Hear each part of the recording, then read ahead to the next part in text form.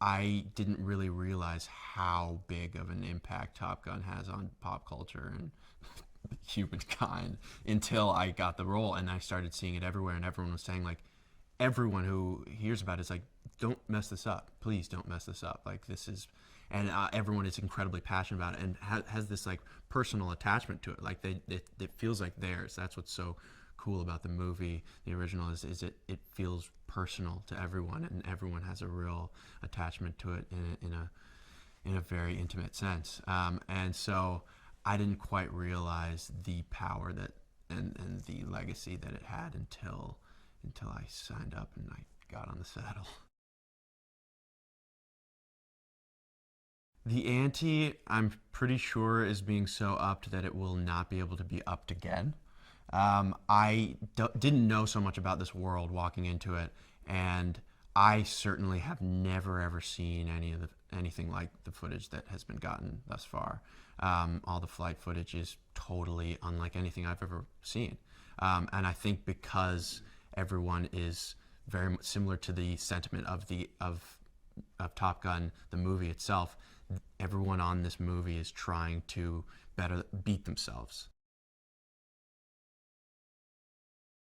We, I think, are providing the audiences with the closest possible opportunity to be sitting in those cockpits, because you're seeing our faces be pulled down by G's, and you can't help but watch that and feel that. You feel the weight, and you feel the aggressiveness of the maneuvers, and you are instantly, you're sitting in the cockpit and you're strapped in. It's kind of something that you can't really replicate with CGI. You just simply can't. You can't fake it. There were so many moments throughout this process where I was like, oh, I didn't realize that was happening. I think I honestly, and I can say this now because we've shot pretty much the entire movie, am scared of heights. And that was something I didn't really reveal because I wanted to be in this movie so badly.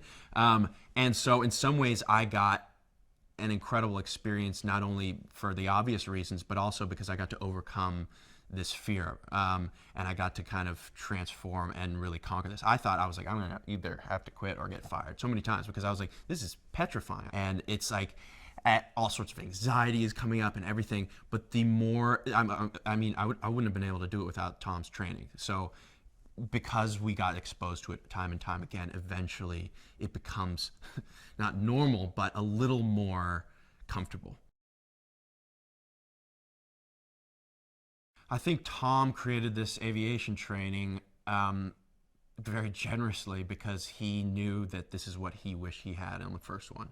I think he went into the first one, everyone did, ill prepared, and Tom knows what it takes and what should, better than anybody, like what kind of training is needed to get actors comfortable in these situations with these kind of in these environments as fast as possible, so that they can do the acting that they need to do, but that there isn't an overload of information. And so I don't think we could have done it without the training. I think Tom was on point by doing that, and I personally couldn't have ever done it without the training. Bob is a wizzo. He's the backseater to Monica Barbara's character, Phoenix. Um, and he is kind of a quiet guy, bit reserved, doesn't drink, doesn't swear, really, really highly intelligent, but maybe a little on the socially awkward side of things. Um, and I feel really lucky to play Bob, because I think Wizzos are a highly underappreciated part of the Navy. I think Joe is an extremely clean and stylish um, director. He has extremely good sense of aesthetics, and can make these absolutely gorgeous and pristinely aesthetic masterpieces, and that have his like his print on them, his imprint, and that's what we're getting with this movie. So in some ways, he's definitely doing justice to the aesthetic of the original and the cool kind of '80s rock and roll vibes, but also giving it this totally crisp, clean, and cool, like the epitome of cool, just like blanket around it that I think only Joseph Kosinski can really do. I think having Jerry a part of this one is it couldn't happen without him. He's it's like a family, and I think he is at the helm of it, and it has to move. If it's moving forward, it has to be he's a legend, and so and this is like his was one of his many babies, and it was when I think of Top Gun, I think of Jerry Bruckheimer. When I think of Jerry Bruckheimer, I think of Top Gun.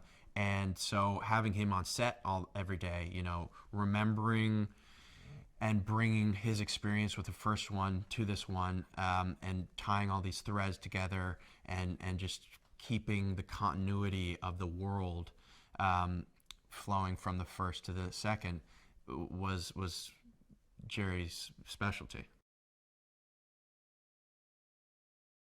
What is Tom not bringing to Top Gun Maverick? He is very much the nucleus of this thing, and he I think is bringing his extremely extensive knowledge and library of experience from all these movies that are highly successful and highly entertaining to this movie, and it's kind of he's the pinnacle of all of this stuff that he's learned, and he's also amazingly eager to share that with us. We've been so lucky that he is like very earnestly wants to pass this extremely valuable and rare knowledge onto us, and put it into a movie.